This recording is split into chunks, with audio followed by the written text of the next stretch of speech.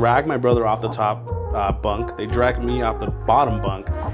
And as we turn the corner, I see somebody with the gun to the back of my mom's head.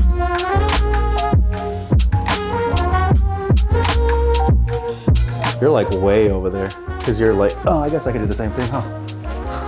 You're like those cute little podcasters? Yeah. Show my bulge. About set. Welcome to the first official episode of Jordan Uncut. I'm here with one of my great friends, Luis. I would consider him my best friend. Yeah, you're the homie. Hell yeah. I know things that no one else knows. Yeah, you know a lot of things. You know a lot of things. But anyways, he told me earlier that I can ask him anything. Anything you want. So just so you know, Jordan Uncut, I call it Uncut because I don't want to edit anything. I want it to literally be one take. Oh, okay. So whatever I ask, it goes, okay? Let's go. And if you have questions, you ask. So, all right, let's do it.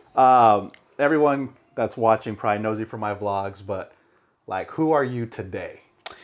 Well, I think we've known each other for a long time, bro. 2017-ish? Yeah. 2017, dude. Yeah, so I mean, grew up in Anaheim. I moved to Arizona when I was 7 years old. So I basically was born and raised here. Went to school here, and now I do marketing as a career. How many jobs have you had? In the span of my whole career job?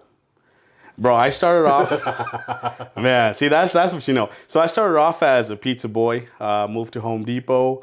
Then I moved to a supplement company, where I started my marketing journey.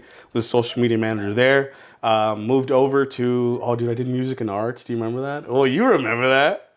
Music and arts. And then I moved over to the law firm as a digital brand manager. Was a marketing director for a private school, and now a marketing director for a behavioral health clinic.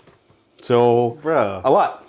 You're like so proper. You asked me what I did. I did like two things. But I think you've you're like embodying culture the way it is today. Because like back with my parents and your parents, they probably worked at one job for 20 years. Oh, yeah. But now it's not like that. It's like you get up and you leave, you do what you're supposed to do, and then go to the next. Yep. And it's kind of like the new generation. But yep. That's kind of the boring stuff. So you know what his name is and what he does for work, but what's one thing some like people don't know about you, like maybe a fun fact or anything, like something about you? Man, dude, I think people know a lot because when I used to vlog, I used to talk about everything. One thing, dang, dude, maybe one thing. Oh, dude, I got a good one. Growing up, I was obsessed with Avril Lavigne. Did you hear about all the conspiracies with her? No, dude, but I how she died. Oh, I saw that. Yeah. I saw that, and then people were saying like she was like a different person and yada, like a yada. double. Yeah, I seen that. You were obsessed with her because of her. I wanted to be her skater boy. You know what I mean, dude? I remember when her album came out. It got released at Target. We still had CDs back then, bro. CDs, and I really wanted to go to Target, and the closest Target to us was Power and Ray, bro. So what, like 45 minutes away? I made my sister drive me out there. I cried so much until she drove me out there to get the CD. So I stole a DVD once. Do you know this story? No. Okay, so I used to get my hair cut in Chandler, and right across, like the little plaza, was a DVD store, and in that DVD store, in a certain section, there was pornos in there. Oh my god, dude. So I did it. I was too embarrassed to buy it, and they were all in Spanish, bro. And I mean, you don't really need language in porn, right? You just put it on mute. I don't need a story. I just need a visual, you know, personally. Right. Or did, Jasmine. If you're watching. So I remember walking up, grabbing stuff, and then I was looking because there's cameras everywhere, bro. And I just slipped it in my shirt and then just walked out. Oh my god. So I'm driving home, bro. I'm like 16, 17. I'm driving home and I feel so guilty, bro. And I'm in Gilbert and I just throw it out the window, bro. So I'm just imagining at some point some missionaries are driving their bikes, bro, and they just see it. And I feel like I created some type of monster out there. And they said, what is this called? Forbidden Fantasies. Right? No, it was in Spanish. That's wild, dude. Yeah, so anyways, man, you've told me some pretty crazy stuff, and you told me that I could ask you anything. Right. You grew up, well, after you moved here, you guys were there the whole time, right? In Little Mexico? Yeah. So you said that, can you talk about this? Yeah. About how you were, yeah? Go ahead. Okay. Yeah. So I don't even remember the story. It's been so many years, but you told me that at one point one of your family members had caused issues with, I don't know if they were cartel members or whatever they were, and because he didn't do what he was supposed to do, they came after the rest of the family, Yeah. which was you guys. Yeah, dude. I remember it was a Labor Day weekend. We had family over from California. We were just chilling. You know, everybody was laughing, being loud. You know, Mexicans are loud, dude. So I remember me and my brother used to sleep in the same room, bunk beds. How old are you? I was 9. I was 9, so my brother was... No, I was 13, so my brother was 9. Yeah, dude. So we were just laying there, and I remember we fell asleep. I was on the bottom, my brother was on top. And I remember people screaming, and they're just screaming. I'm like, what the heck, man? They're like laughing so loud. I don't know where a door busts open. They drag my brother off the top bunk. They drag me off the bottom bunk. And as we turn the corner, I see somebody with the gun to the back of my mom's head. How many people were there? There was 4 intruders, and 1 had my mom, 2 had my dad. But as I turn the corner, I can see my mom with the gun to the back of her head. But then I look at my dad, and he's pistol whipped with the pillowcase and tape around his head. Did they know what was going on? My mom and my dad? Yeah. No, So we this didn't was know. all just like, we don't know what's going on. We don't know. Yeah, dude. So what happened was my dad and I guess he's my cousin, were outside, and my dog started barking really, really loud. And when the dog barked, my dad peeked out, and that's when they pistol whipped him and put the pillowcase over his head, and they tied him up in the living room so he wasn't able to do anything. As I'm turning the corner, I see that there's a big hole on the door of the wall. They kicked that thing in because they thought, at the time my mom was working at a little convenience store, so was my sister, and they thought that they had the money for the night, and that's what they were trying to get, because one of my family members didn't, he snacked off his own supply, didn't pay up, and when they were going to off him, he said, hey, just go to my brother's house, take what do you need, which is my dad. That's crazy. See, I don't remember dude. that part of the story. So basically, he owed money, and he didn't have money to pay, so he just gave up his family. Yeah, just gave so up his what family, happened dude. though? Like, So they broke in. After that, they broke in, and then they took, they took my tuba. That was my school tuba. They took cell phones. They cut them all up. Dude, they cut all of our phone lines. They stole all of our phones. So then my uncle's house was like 5 minutes away from us, and we go to my uncle's house. And so they just took off after that. They took off, but when they took off, they said, don't call the cops, we'll go back and kill you. So Well, I remember you told me that you had they had put you under a desk or something, right? Yeah, and you're just sitting there watching them. Yeah, so when they took us into the room, the guy threw me under a desk and kicked me because I kept looking. He kept telling me not to look in Spanish, and I kept looking. So finally he kicked me and then flipped me over, and then so I wouldn't look. But when everything was said and done, we came out of the room. The car was gone. So we went to my uncle's house, which is like 5 minutes down the road. And as we come to my uncle's house, my dad calls the cops. And before the cops show up, the cars are circling around the house and guns drawn, dude. Circling around the house. I think they shot at the house 2 or 3 times. And when the cops showed Is this up... the house I know? This is the house... I don't think you've been there. I don't think you've been there, it was the very first house my dad built. But yeah, I don't think you've ever been there. The one that you know is the one they currently live in, so you haven't been there. But yeah, so they roll up, start shooting. The cops show up, and when I tell you there was a bunch of cops, dude, there was a bunch of cops. I'm talking probably 7 or 8 cop cars, and there was a whole bunch of people on foot, helicopters everywhere. So we dipped. We dipped the neighborhood. Was this on the news? No. No? No. So we dipped that neighborhood for about 3 or 4 days, and we stayed in Mesa for a while. And then came back, and I remember telling my dad at one point, I was like, man, Dad, I'm never going to be able to ride my bike in peace anymore. He's like, don't worry about that. You'll be okay. And yeah, it turns out it was his brother who did all that. And we see the guy. The guy still lives in the neighborhood, the guy who did it. What was your response? Did you know what was happening? Did your parents tell you? Or No, at that point I didn't know anything, dude. The time I found out what happened was it was a Christmas, and said uncle who caused everything came to the house and was just yelling at my dad, calling him a whole bunch of names, and that's when my dad kind of told me that, what the Exposed reason. them to you. Yeah. Mm-hmm. So, what? I'm surprised your family even talks like that, bro. Your dad forgave him for that? Or? No. No? Absolutely not. After that, How could he still show his face at the family? That's crazy. Well, after that, he got deported. Oh. He got deported. So Did you guys make a phone call? No, no.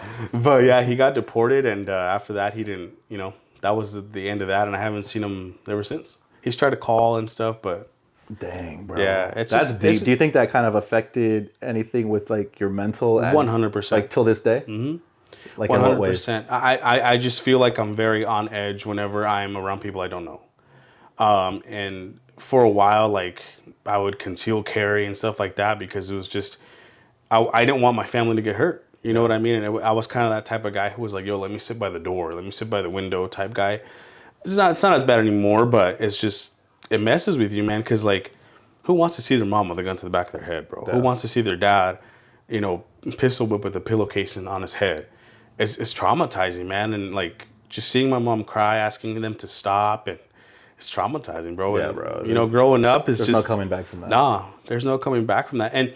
And like kids from my school knew who my uncle was because my uncle was supplying that, Guy. And they would tell me like, "Yo, what was your uncle?" Before I even knew, "Hey, your uncle, dude." Yeah, dude. So, kind of switching subjects because I was gonna say that's tough, but kind of what I'm gonna get into is even crazier. But we kind of lost contact for the last couple of years because we went from literally seeing you guys like 3-4 times a week. Yeah, bro. dude. Like it was crazy. Yeah. We seen you guys a lot. We were always going fishing, doing all this stuff. But your dad passed away during COVID unexpectedly, and obviously, that's your dad, bro. Yeah, you know what I mean. So we didn't see each other for a while, and you took it hard, obviously. Yeah. Harder than most, and I think I'd be a lot like you, but kind of, it sucks, bro. Like. I never told you this, but every time like I'm talking to my dad or something, like he asks me to like how you're doing and stuff because he knows how close you were to your dad. But like I feel bad in a sense, like oh dude, I talked to my dad and so my dad said, you know what I mean? Like I feel bad even bringing it up because I know it's such a hard spot for you. You know what I mean? Because if you guys remember during COVID, you couldn't go in the hospital, and you thought your dad was just going to be in and out of the hospital. Dude. You were the guy that dropped him off, right? It was not even your brother. It was just you, right? It was me and my brother. Oh, was you and your brother? Yeah, me and my brother. You guys dropped him off, and that was the last time you guys seen him. The last time I seen him alive and well. Yeah, dude. It was such a crazy story, dude. I remember he got COVID, and I always used to talk to him every single day. He's like, "Oh, it's just a cough, just a cough." Well, someone's speeding out there, but yes, yeah, yeah, dude. But he got sick, and unfortunately he passed. But yeah, it was such a crazy story, man. Like when we dropped him off, we didn't think that was going to be the last time we ever saw him alive. Yeah. Because I always tell I think we talked about this. I think when you see your dad, you think he's indestructible. You think that man's a robot and nothing can get to him. But yeah, dude, we dropped him off, and 2 or 3 days later, he got put on a ventilator. And right off the bat, they told us, hey, it's a 50-50 shot whether he's going to make it or not. His oxygen levels dropped tremendously.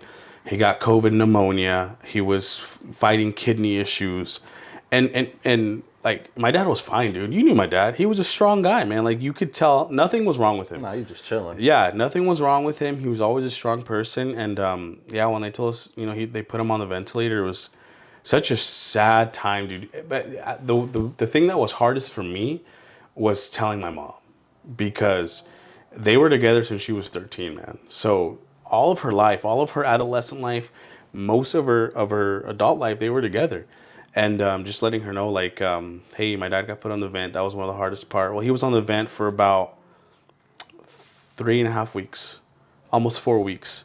Bro, I remember that time. Yeah, bro. I remember I would be driving, dude, and I would feel so bad for you. I would just sit there and just start crying, just knowing the pain that you're going through, and then kind of like myself, like saying, like, one day I'm gonna have to go through this with my parents.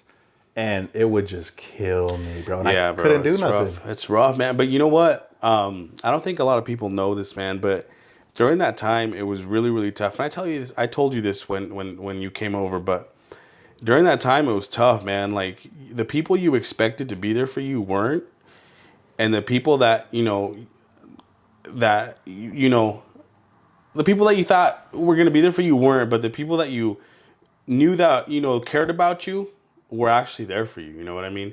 Yeah. I remember you rolled through with like a little gift basket and a basket and a little candle that said hope. Do you remember that? Yeah. Then we put like gift cards. And Yeah, stuff in dude, there for and you that was such a like man through all the pain, through all the like scary moments. That was such like it was such like a such a heartwarming thing, dude, because there's so many negative things going on, man. I think the night that you gave that to me was the night that they told us that my dad had to start getting He was supposed to come out. Mm-hmm.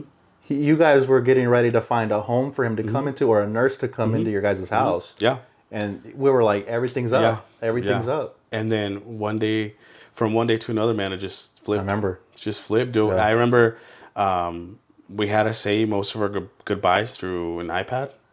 And sometimes the nurses would be like, hey, you guys got 20 minutes? Or there was one nurse in particular who was always really awesome, man, who would let us just FaceTime him with a full battery of iPad until the iPad finished, like there was no more charge. But there was other nurses that were like, nah, like this and that, like you guys got to get off this and that. And Well, I remember you guys weren't getting answers too. yeah, dude. How were you managing working, providing for your family, being a father, being a, I was gonna say husband, but pretty much a husband. Yeah.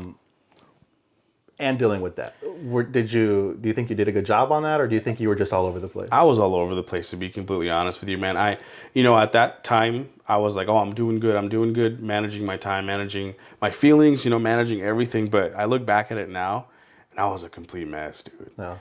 I was a complete mess, man. It was like all of those days, I remember everything that happened. But if I try to like pick out the little details, blur. Bro, it's crazy that you say that, because so shortly after you lost your dad, I seen you go through that and just your life get ripped apart. Mm-hmm. I get a call from my parents 10 o'clock in the morning that my dad's in the hospital, heart issues. I remember that. Has to get a pacemaker, doesn't look good. And I remember right before my dad went into surgery, I was driving to Walmart. He called me. I grabbed my little vlog camera, and I was like, I don't want to record this in my mind, but I'm like, this could be the last conversation I have with my dad ever. And I parked at the park literally 5 minutes from my house, and I put the camera there, and I have that whole conversation on the phone. And I literally, like, after I hung up the phone, dude, because I was trying not to cry and stuff, I just broke down, dude. Yeah, dude. And there's just like people looking in the car. And when I found out, when I got that first initial call, I was working at SRP still. And I got up and I didn't know what to do. And I turned around and I just punched the stud in the wall. I remember you telling me I that, just dude. punched it, bro. And I'm sitting there like, I have so much going through my body. I just don't know what to do. But in situations like that, I don't like people to come and talk to me. Like Jasmine was trying to like hug me and, like I get it. She's trying to comfort me. And I am not that guy. Like, just leave me alone. Yeah, dude. You know what I mean? 100%. Are you the same way? 100%, man. I don't know. I feel like not just being part of a man, but like, for me, I think I want to figure out my plan to make sure I'm okay before anybody else helps me be okay. Yeah. That makes sense. But yeah, it's crazy, man. It was a crazy experience with all that. Like, I'm so happy your dad's good. Because I tell people all the time, bro, like, I don't like a lot of people in this world. I hate a lot of people in this world, as bad as that sounds. But man, the pain that I went through losing my dad through COVID and having to bury him, and remember you told me this, dude, I don't wish that on anybody, bro. Yeah. Having to pick out my dad's grave, and I know thousands of people, unfortunately lose family members, but not only did I lose my dad, but I lost like my hero, bro. He was my son's best friend. He did everything. Like, he was a glue to our family, dude. So it's just crazy not seeing him around. And as we're filming this tomorrow, it'll be 2 years he passed away, bro. 2 years that he passed away, which is insane, bro. Because I remember the day we buried him, it's like, bro, I've lived 23, not 20, bro. I'm trying to make myself younger. I've lived 26 years of my life without my dad, with my dad. How the heck am I supposed to live all these years without him, bro? But... Yeah. Thankfully, he taught us so many things in the time he wasn't here, and all those times he yelled at me because I wouldn't hold the flashlight right. It paid off, man. Like, bro, like, I was just thinking the other day. I think I told Jasmine this. I was like, sometimes I wish I had a relationship like others have with their parents, where they just don't even care about them, because it's gonna hurt so much Yeah, to dude. lose them. You know what I mean? Like, I don't get it. I don't know how you function. Yeah, bro. You know what I mean? Because you went through some dark shit for a long, long time. Yeah, dude. Well, recently, man. Recently, Yeah. it How was. long do you think it took for you to recover from that? Well, to be completely honest with you, I don't feel like I grieved for the first year. I just kept going, make sure my mom was okay, make sure my family was okay, make sure my sister and my brother were okay, because, you know, seeing my dad take his last breath, bro, it takes a toll on you, you know? Holding his hand and telling him how much he meant to you one day, and then the next day seeing him in his casket. And you couldn't even have like a proper funeral. No, they restricted it to, I think, a few people, man. They couldn't, everybody had to be separated, and they couldn't, you could only invite so many people because of the COVID regulations, and it's Does crazy, it bro. upset you when people say COVID's not real? You know, to each of their own. I think people say that because they haven't gone through something so traumatic as, you know, some people like me went through.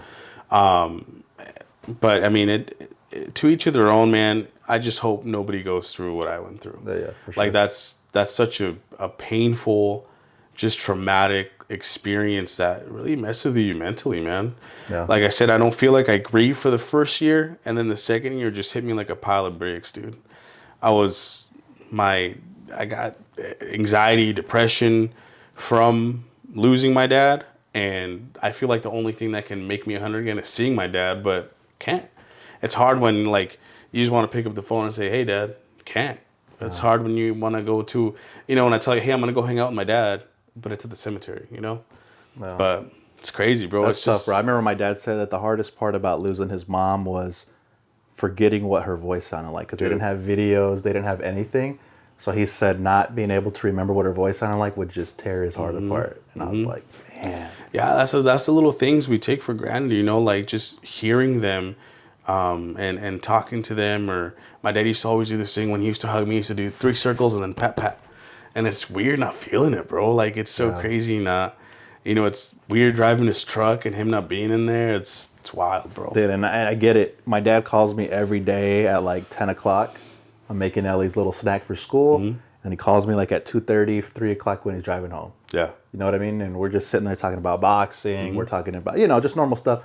Just kind of, you know, how was your day kind of thing, you know? Yeah. And then like, it's such a routine, bro. Like I kind of automatically look for the phone like at a certain time because I Right. know he's going to call me. Right. You know? And we'll talk about the same stuff every time. But like if he doesn't call me, my day doesn't feel right. Right. You So feel I'm like, I off. haven't Yeah, talked to my dad. Like, what's going on? Are you good? Yeah, I feel You know what I 100%, mean? So yeah.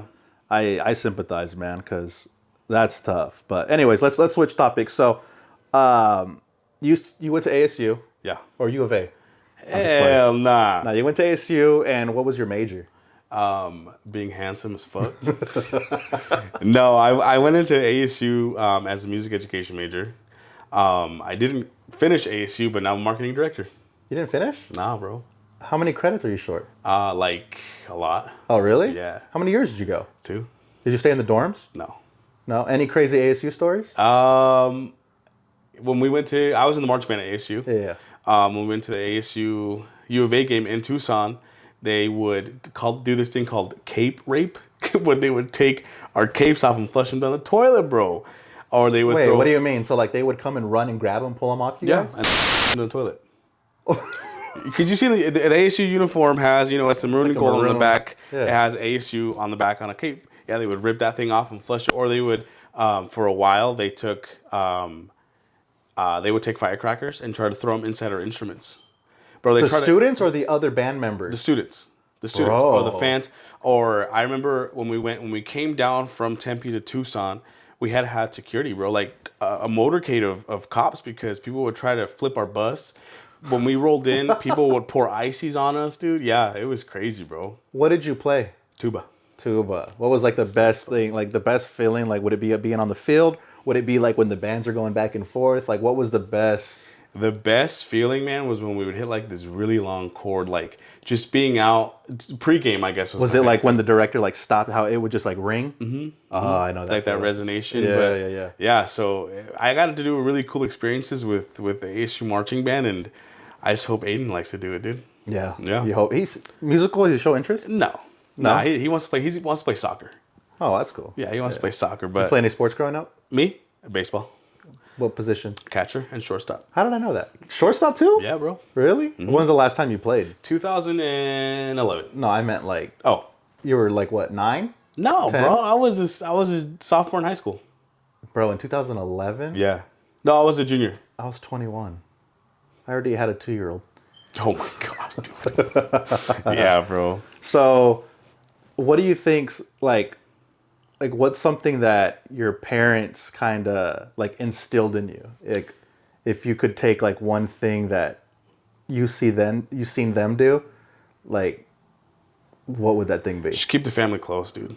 Just make sure your family's okay and make sure that everybody's good and you make sure that whatever you do, if there's an argument, there's a disagreement, you sit down and you figure that out. Would you talk to your mom and dad every day?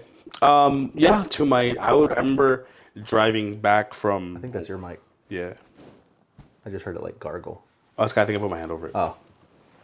I remember driving back from work every single day. My dad would flash his lights because on Ironwood, go north and south. He would just like flash his lights at me like 100 times or blind me. And then he would be like, "Hey, you on Ironwood?" I'm like, "Yeah, bro. It's 3:30. I'm on Ironwood every single day."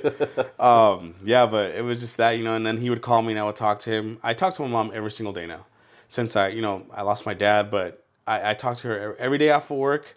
I call her, "What are you doing?" She gives me the same response like you every single day. Same response. I'm getting ready to go on a walk. Yeah. And then, but yeah, it's just nice, to let her know I'm good and just hear her voice. Cool, man. Hey, so you have brothers and sisters. I'm Yeah. sure you have some crazy stories Yeah. about torturing each other or something. Oh yeah, dude. What's the best? What's one that stands out? With my brother, it was mostly with my brother, bro. When he was like, He's younger than you. he's younger than me, so he's 2.5 years younger than me. We were in my sister's room where they all used to share a room, and they had a big metal desk, dude. And I remember my cousin had just gotten a disco ball, and we were just like partying there to what's that? Cypress Hill. Remember Cypress Hill? Yeah. And I remember I told my brother, I'm like, "Sit on the chair, I'm gonna spin you." He's like, "Nah." I'm like, "Sit on the chair." So I spun my brother, dude. He falls off the desk, slices his head on the corner of the middle desk, dude. So it was like a scene out of a movie where the music stops, the lights turn off, and the big lights turn on. I just feel like someone just dropped the disco ball. Yeah, dude. And he gets up and he's just like bleeding, but he doesn't know he broke his head. And we all look at him and we're like, "You all right, dude?" And he's like, "Yeah, I'm fine. Why'd you turn the music off?" Bro, he reaches his head, Screams. blood just screams, dude. Just screams. And my dad runs into the room. He's like, "What's going on?" And I'm like, "Bro, he fell off the desk." And I remember in my head, I'm thinking like, "I'm a bitch, I'm a hoe, I'm a everything." Like I almost killed my brother. But yeah, so he didn't even go to the ER, dude. No? We didn't have health. Dude, he still has his gash. The gash was like 2 inches long, and what my dad did was just put super glue and tape that thing together, dude. He taped it? Mm-hmm. Like with what kind of tape? Like super glue. He like super glued it and then pinched Held the it? scalp together. Bro, so that's real. My grandpa was a medic in World War II. Yeah. And he carries super glue. That's wild. Yeah, dude. he carries super glue, bro. And so he would legit, and I would ask my grandpa all sorts of questions. And I'd be like, would they have like the cross on the helmet? He's like, "That's just for Hollywood. Like, you really think that they're going to be like a target? You know? Yeah. They kill you, then everyone else that's injured is going to die. So you'd be a massive target. So that's crazy. Let's go back to ASU though, bro. I know there's a story, not band related. I feel like there's something that you've never told us. About ASU? There has to be something, bro. ASU is one of the craziest schools in the nation. Well, I mean, I witnessed someone take their life. No. Yeah. It was on University Lane. What they said was that the guy's girlfriend had just broken up with him. And I'm dropping off one of my friends for their first class. And there's a big circle around and people are looking up. And I don't even remember what building it was, dude. But you've been to ASU, right? You know where the big bridge is at? Mm-hmm. Right there, bro. And this was in 2012, 2013. And he just, like, ground beef, dude. Bro. I don't, it was scary, bro. Because, like, I'm like. Over a girl? Yeah. Yeah. That's what the report said. Maybe he was going through something else, like, mentally but that's what the report said. And ever since that day, like, they started putting locks to get up to the roof. That's crazy. Yeah, dude. As a kid, bro, or as a father now with kids, especially, and you have a boy and a girl just like we do, one of my biggest concerns is like them going through life and staying away from all the BS that at least I know I was able to stay away from, you were able to stay away from. And it's such like a big concern for me, especially in like this social media age where like when we were kids, for the most part, once you left school, the bullying stopped. Now it follows you home because of phones and social media. Yeah. And one of my biggest concerns is that like you hear all these stories about kids hanging themselves. You hear them like literally jumping in front of cars and stuff, bro, because they can't take that constant pressure, which no one should be able to. There should be a safe place, but you know, before people's safe place was at home, or if it wasn't, at least they were away from that, you know? Right. And now it just follows you, bro.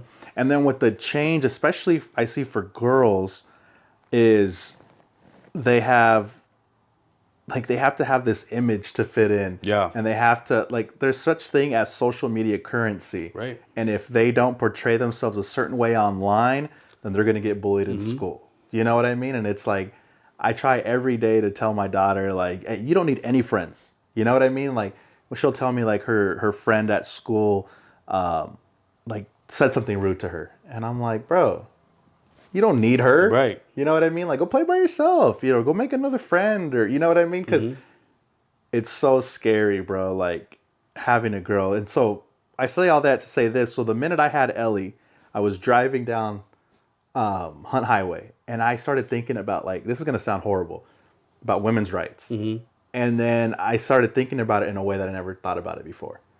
Like, bro, I really want my daughter to have the same opportunities. I really want my daughter to not have to struggle. Yeah. You know what I mean? Yeah. Like, did you have a similar thing, or you did? Well, let me tell you, I don't think I've ever told you this, but I remember when when we told you that we were pregnant with Isabella. Remember we went to the park and we took you guys donuts? Yeah, You remember that? yeah. That feels like so long ago. I forgot about that. Yeah, dude. But you said to me, once you hold your daughter, your whole outlook on women is going to change. You remember this conversation? Yeah. And it really did, bro. Like, we're growing up. While I was at ASU, oh, she's hot, or oh, this and that. But now I look at it and I'm like, dude, that's someone's daughter. Yeah. That's someone's mom. That's someone's daughter. I wonder what her mom looks like. Yeah, no, dude, but yeah, it just changes completely because it's crazy. As a man, it's easy to objectify a woman. It's very easy. It's like in our nature, and it's like having a daughter just completely rewires it, and you're like, holy shit, like this is such a different thing. And then dude, you always like see all these people like these women. I seen a meme, or it was one of the first, what's it called, like a funny video. The GIF? No. TikTok. Well, basically, yeah, it was like a TikTok, but it was Vine. Okay, right. And it was like this lady, and she's like, what it feels like to be a woman. And basically like 100 guys, they had like bar S sausages in their hands, and they were all crowded her, and they were just like, ah. And bro, that's stuck with me so much now. And so like I was talking to my cousin, and he's like, well, then you should have just had an ugly girl.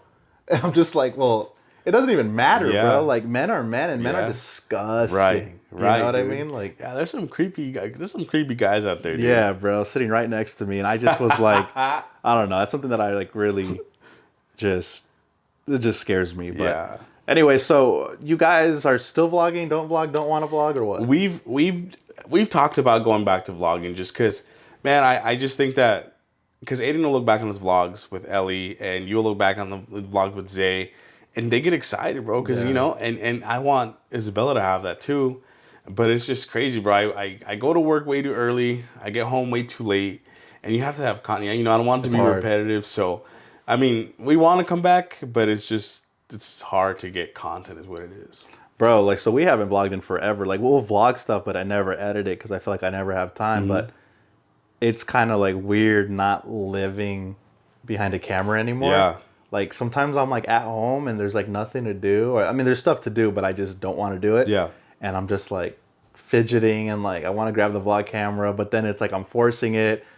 But you kind of do force it. Like, we daily vlogged for like a long time. I remember that.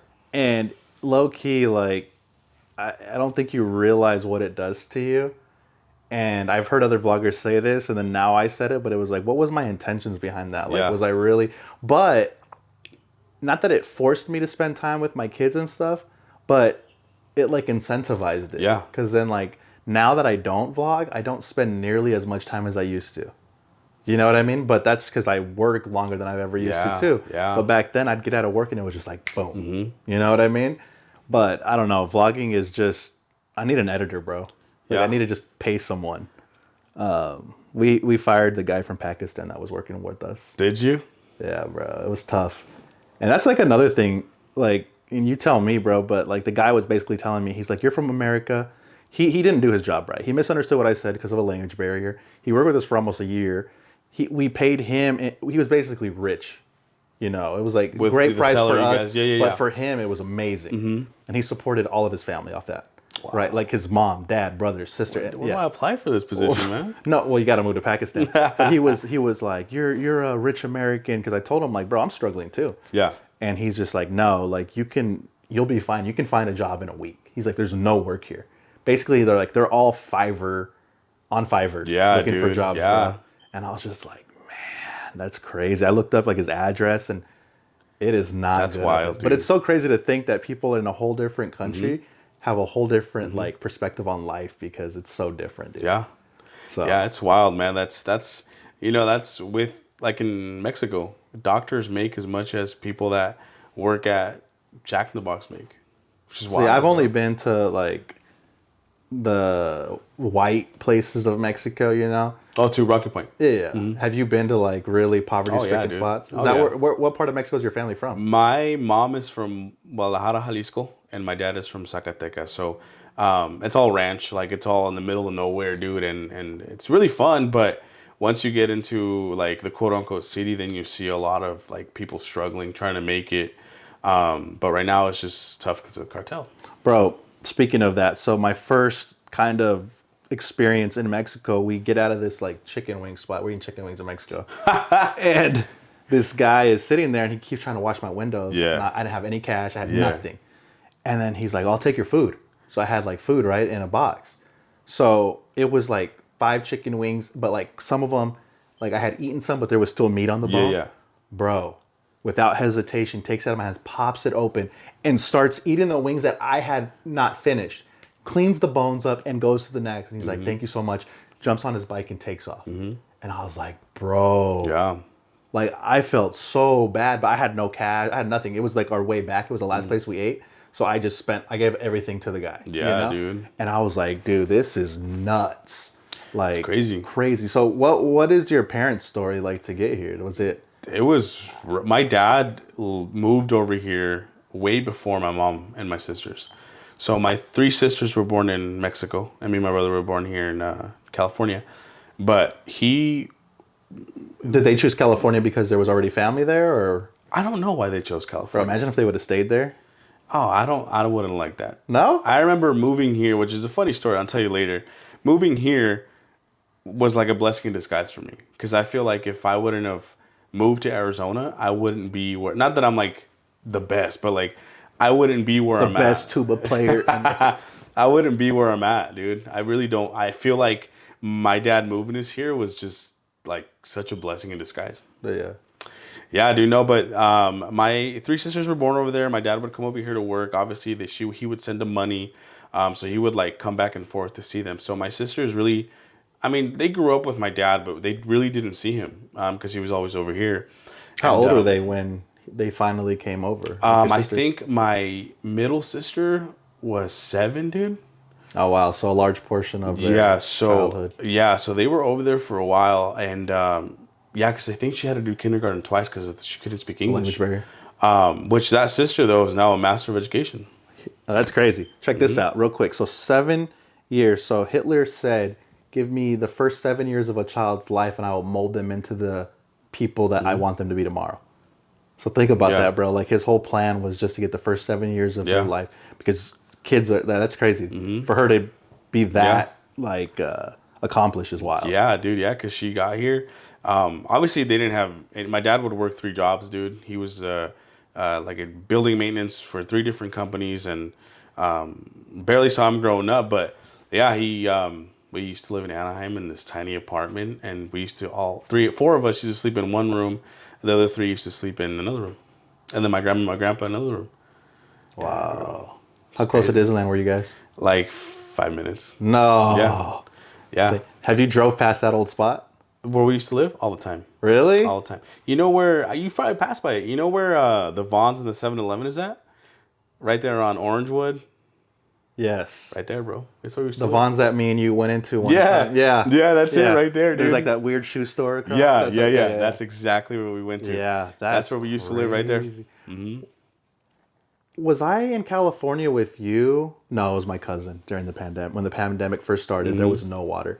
That's so basically, your dad worked and was saving and sending money, right? And then one day, did the whole family just come? One day, yeah. So my mom and my dad didn't even cross my sisters, bro. So what they did was my uncle was already over here, and I think he was already a resident. And Did they just pose as his daughters? yeah, he went, and when they crossed the border, they just said that was their dad, and yeah, like an FBI enters chat. Yeah, dude. Yeah. Yeah, so they came It's over past here. the statute of limitations. Right? Yeah, but yeah, they came over here and were just doing their thing, and then they finally became residents. And now, all of my sisters are citizens now. They all Did you work. experience any racism in Oh school? yeah, oh yeah. Because of like that? me personally. Yeah, yeah. Oh yeah. Like, what school did you go to growing up? In elementary school, I went to Earl Warren Elementary. That's in California? Yes, sir. Yeah. Okay. Yeah, it's in California. I went there till about 3rd grade, and then second grade, because my second grade teacher was Miss Tangi. I remember her name. And then Fine? we moved. Huh? Fine. No, bro. She was like. Oh, 100 well, you years made old. it sound like Miss Tangy. Nah, she just changed my life. She changed my life because she used to yell at me all the time. Because I used to always want to eat. Swear. But I moved over here when I was 3rd grade, and then I've been here ever since. Dang, bro. So when you moved from California to here, did you experience less racism in Arizona? Then California? No. It Worse? was way. Oh yeah. Really? Oh yeah. What school it was out here? I went to Simon Elementary. Where's that at? Right. On right down the road, like 5 minutes from here. Really? Yeah, bro. Bunch of farm kids? I remember because, bro, my first language was Spanish. So there's still some times where you could hear my thick accent, bro, and they would make fun of me. Like, oh, why are you singing like that? I remember I used to say coyote because I didn't know. I would say coyote, and I couldn't say it. I still say that, Yeah, but I don't dude. even know Spanish. Yeah, so they, it was always like that kind of thing. And then obviously back in the day, there wasn't a lot of Mexicans around here, dude, and I was the only dark. Bro, so that's how I kind of grew up too. So my dad just told me this story. It's funny that this even got brought up. So we moved into East Mesa, and it was a brand new house. We couldn't afford it. You know what I mean? So my dad said he was working at a steel spot, and my mom had a job, and he hated the job. But he stayed there until the house he got approved for the loan, and then he quit because he was miserable. And then he started working on a mobile home line, you know, like, what's it called? Like manufacturing. And Yeah, yeah, like assembly line, there you go.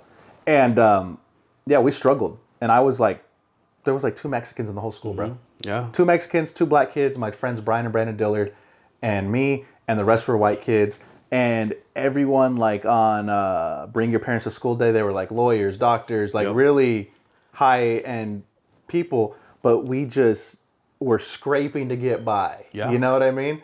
And I just felt so disconnected from everyone. And I remember as a kid, all I wanted to do was be a white kid and just, even though I had a lot of friends, but it was like I never truly fit in. Yeah. You know what I mean? Yeah. And it just felt so odd. Yeah. And like, it always felt like I was on the outside looking in no matter what. And it's weird because I didn't realize like I was experiencing racism towards myself until I got older and I went to a place where there was like a good amount of like my type of people. Yeah. You know? And then I was like, bro. Yeah. Teachers would say certain things. You know what I mean? Like, and I didn't realize it because that's all I knew. And my mom and my dad would never pay any mind to it. So it just would fly over my head. Yeah, it's funny that you say that, dude, because I remember in 3rd grade we had this like, and 3rd grade I remember I was 8 years old, and we had this like, talk about your parents' day. My mom was a stay-at-home mom, so I was like, I'm not gonna write about her, lame, right? But Shout out to mom. Yeah, no, but I went into school and I asked my mom, hey, I remember this very clearly. What does my dad do for work? And she says, I don't know, ask your sister. Okay, so I asked my sister. And then my mom tells her to tell me that he's a building engineer. And I'm like, oh, that's so cool, building engineer, yada, yada, yada. So I asked my dad. what do you do for work? Bro, he's a janitor. And I'm like, in my head, I was just like, I wonder why they changed the name to building engineer from janitor. Yeah.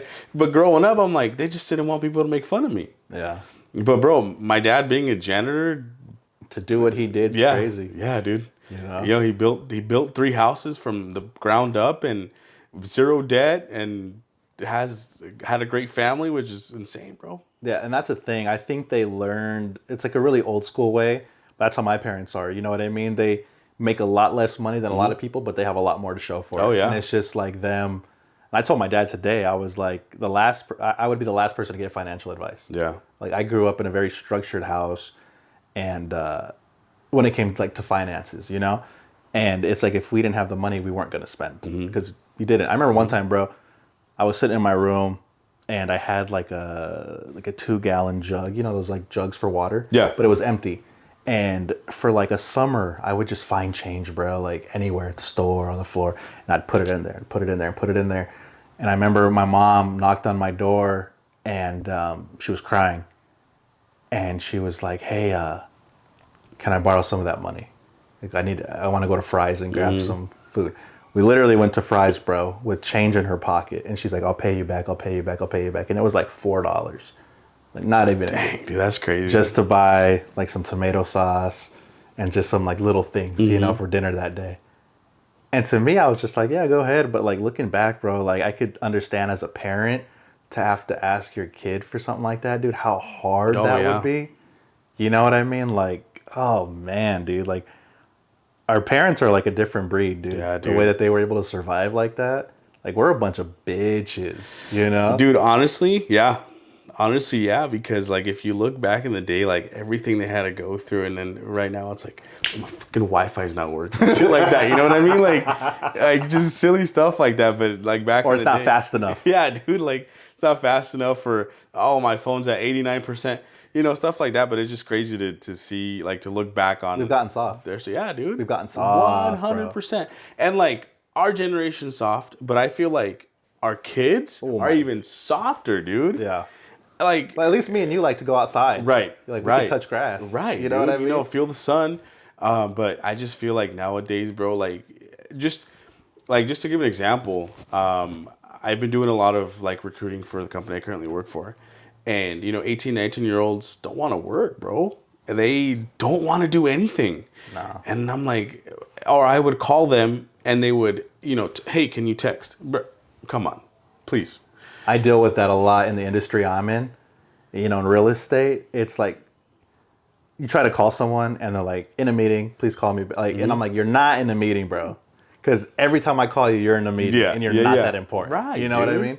And I think it's a matter of seeing everyone, not everyone, but a large amount of people making money on social media. And us on social media have made it look really easy, but it's actually really stressful. And it's a lot of damage up here when you do that all day. But they see how easy it is to make money, and they're just like, I'm not doing that. Well, that's one of the biggest things, dude. My sister, she's a first grade teacher, and she'll do like career day. Everyone wants to be a YouTuber, huh? YouTuber. I want to be a Twitch streamer. I want to be a YouTuber. Man, what happened to like wanting to do architecture Doctors, firemen, dude? all that stuff. Which is, it's crazy, bro. It's crazy because like, digital media is taking everything by storm, but you got to have a plan B. You know what I mean? Especially, I think the suicide rate's going to go up tremendously once, I would say, like kids 14 and up get older and enter the workforce. And realize that it's not that easy. And they realize that it's not. And I think it's a big responsibility of a parent to tell and show kids the value of money and how hard it is to make money. Because me and Everett were just talking about that. It's like we make it seem so easy to them, but in reality, we're sitting there working non-stop. Oh, yeah. You know what I mean? So, I don't know. I feel like this podcast was not what I expected it to be. I thought we were going to sit here dying and laughing. We'll have to do like a part 2, bro. Yeah, dude, yeah. We were just talking about regular life stuff, Yeah. but I don't know. Do you have anything that you want to leave anybody with? Or? Nah, man, just keep in your lane and be consistent in what you want to do, and your dreams will come true. Bro, where's my phone? This is dope. I seen this the other day and I took a screenshot of it. And it's basically like there's no shortcuts type of thing. Yeah. But let me find it real quick, bro. This is so dope. Did I ever tell you Janelle's senior quote? Senior? Oh, like for her yearbook? Yeah, bro. No. Tell me what you think some of Janelle would say. Does it even make sense? No. Bro, when I first met her and she showed me this, I said, what am I doing? Can I get everything? Yeah. She says, don't worry about me. Worry about your eyebrows. Oh my gosh, dude. Bro, so I was like, man, this is wild, dude. That sounds very Janelle. Yeah. Very vain. Yeah. That's rude. Look at my old phone. Dude, the razor? Razor, bro. Dude. What was your senior quote? My senior quote was, man, it was really nerdy. It says, if a composer could say we could say in words, he wouldn't bother writing it in music. And I said, with my baton and my marching band hat. Dang, drop it. Yep. I can't find my quote, but yeah, man, I appreciate you coming on. Oh, yeah. We'll have to do like a fun episode because this one was just kind of... Got serious. Yeah, dude. Yeah, so I know it's past your bedtime. It's 9:15. My bedtime is at 9:12, bro. No, honestly, what time do you go to bed? 8? No, like 8:15. Nah, I like it's like 10:30. Yeah, bro. Yeah. But you should start your podcast. I want to. I want to do a UFC podcast. Yeah, UFC boxing podcast, but we'll see. That'd be fun. Yeah. I'm down. Yeah. So, all right, guys, please subscribe if you want to see more. Check out their channel. Make sure they force them to start posting. And yeah, we'll see you guys in the next one.